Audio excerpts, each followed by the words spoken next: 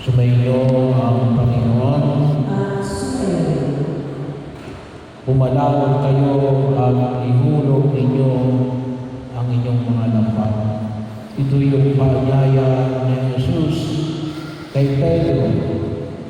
At ito rin po yung paanyaya para sa bawat isa sa atin. Sa biyaya ng binyag, tayo ginagawagan ng Diyos na pumalawag at maghulog ng ating lambat. Well, hindi naman lamang bilang mga pari, kasi akala ng iba ay katulad ng pagtawag ni Jesus sa mga alagad. Tayong lahat ng mga binyagan ay tinatawag ng Diyos na tumugon sa kanyang pamantayan upang pumalawag at ihulog ang ating lambat. At makita ko natin na kung saan ay alin ay bago sabihin ni Jesus ito, ay nakita natin na ginamit ni Jesus yung bangka ni Simon, Santiago at Juan sa kanyang pangangaral, kasi maraming tao lumapit sa kanya para makinig sa kanya. So, ang ginamit niya ron ay doon sa dalampasigan at para sabi nga natin, crowd control, ay para hindi siya maipit ng mga tao at yung mga tao hindi maipit ng bawat isa, ay yung mga tao ay nandoon sa dalampasigan at siya nandoon sa taas ng bangka na pinausog niya para makita siya ng lahat ng tao at hindi rin makasampa yung mga tao sa bangka. So, ang tawag ko dyan ay crowd control. So, bahagi, pero ginamit ni Jesus sa kanyang pangaral. At pagkatapos siyang mangaral ay sinabihan si Simon na may doon magiging Pedro na pumalawag tayo tinatawag ng Diyos.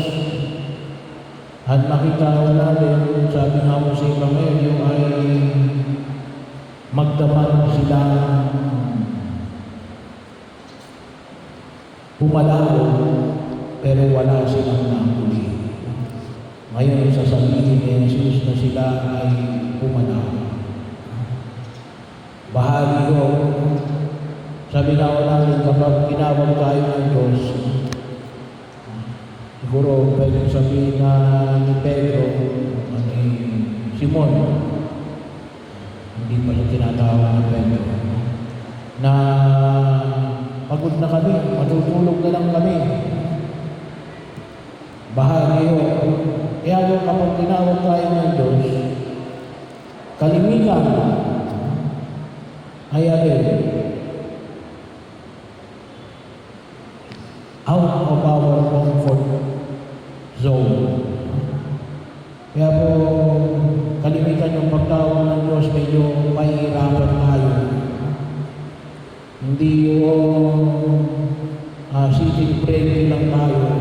Hindi. Kaya bahagi yung kinakailangan natin karoon ng extra effort para masabi natin ang Diyos ang tumatawag. Kaya kung kumisan sinasabi ng iba, kumisan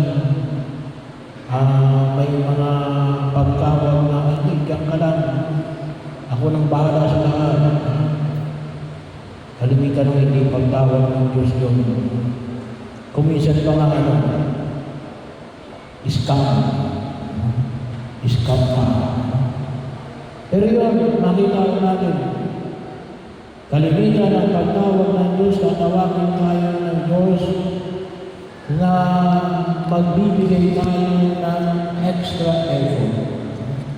Hindi ng ating comfort zone, ang comfortable zone. At kumisan, medyo mas mahirap kasi sabi nga, ihulog mo yung lambat samantalang maaga na. Alam naman natin yung mga mangingisda at maaaring ilan sa inyo yung mga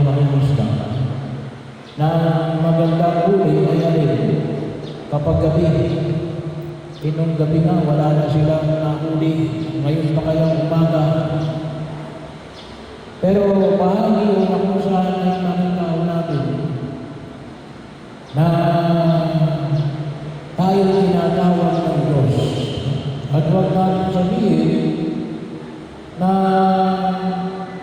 hindi tayo karapat-dapat. So makikao natin sa unang pagbasa na napakinggan natin na tinawag ng Diyos si Propeta Isaias. Anong sabi ni Propeta Isaias? Ako po ay hindi karapat-dapat. Sa ikalawang pagbasa, nakita natin si San Pablo, si Saul, na tinawag ng Diyos, berdugo ng mga Kristiyano. E ngayon ay tinatawag ng Diyos na pangalan sa mga pinag-uusap niya. Napakahirap rin naman. Mangangaral ka dun sa mga taong pinag-uusap mo. Yung mga taong gusto mo patayin. Hindi lang mo yung mahirap. Yun ay kung tawagin natin yung mapanganib. Pero tumugon sila. Tumugon sila sa panawagan ng Diyos. At yung pangyayari na kung saan yung makitaw natin, napakahalaga yung pananalig sa Diyos. Kasi yung sabi ni Simon, magdamag naman kami ng huli, pero wala kami ng huli. Pero inuulo ko ang langwang. Bakit? Sapagkat sinabi ko, napakahalaga ko yung pananampalataya.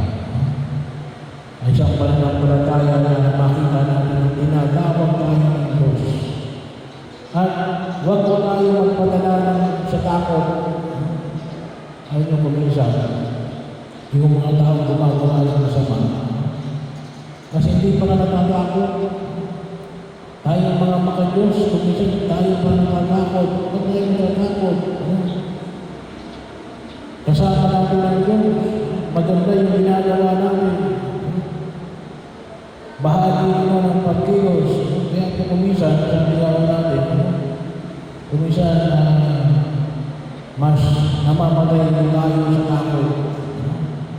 Alam nyo, maraming pangamba sa pagkilos at pagtawag sa Diyos. Siya lang mo siguro may bibig kong halimbawa. Kasi tayo lahat tinatawag ng Diyos. Hindi naman lahat bilang papapara. Ngunit sa inyo, ano man yung kanatayuan ninyo. Kayo man ay government employee, private employee, kayo man ay magsasaka, kayo man ay mangingisda, kayo man ay doktor, nurses, o lawyer, ay ano man ang inyong trabaho ay tinatawag kayo ng Diyos na maging matapat kayo sa inyong trabaho, ipakita ninyo yung inyong pananampalataya bilang isang mabuting Kristiyano Katoliko. Yun yung mahalaga na nakita na kinakailangan natin lumalim tayo. Kinakailangan lumalim tayo, pumalaho. Sabi ko ba, isa ko sa bahagi ng ating pag-ibig. Yung sinimulan na rin natin kanina, yung healing session pagkatapos ng Christmas. Kuminsan na ako, masabi natin na kuminsan ay maraming takot. Ay, yun yung aming pagkakunawa na tinatawag ako ng Diyos. Pero, nakita natin na kapag doon tayo tinatawag ng Diyos, at sigurado nyo kayo sa bawat isa sa inyo, katulad ng narinig natin sa unang pagbasa sa aklat ng Propeta Isaias, kay San Pablo, at kay Simon, hindi kanilang mga istorya. Tayo rin may kanya-kanya tayong istorya. Saan ka tinatawag ng Diyos? Hindi pwede sabihin na hindi ako tinatawag ng Diyos. Bilang mga binyagan, inibahagi mo. At dahil yung lahat ng sinasabihan ng Diyos natin, bumadaan ka. at ihulog mo ang iyong lampang. Yun ay bahagi na namin tungkulin na ipinagkaloob sa amin bilang mga mananampalataya mula nung tayo ay pinigyan. Kaya huwag mo namin kalimutan sa tuna, kaya inilusan namin pinili. Ay sabi nga, kuminsan mas natakot tayo sa sakit. Yung iba hindi namatay sa sakit. Yung iba ay namatay sa pag-iisip sa kanilang sakit. May stress. May bahagi yun. Kaya yun lang ay makita natin. Sinusubong ka ba ng Diyos? Kung sinusubong ka ng Diyos na pumalawag at maghulog ng iyong lampang, sangayon sa iyong paanayan, tayo na ng Diyos natin, huwag tayo matakot sapagkat yun yung pamamaraan na tayo lahat ay maging laan upang tayo ay maging mga buhay na saksi ng ating Panginoong Jesucristo.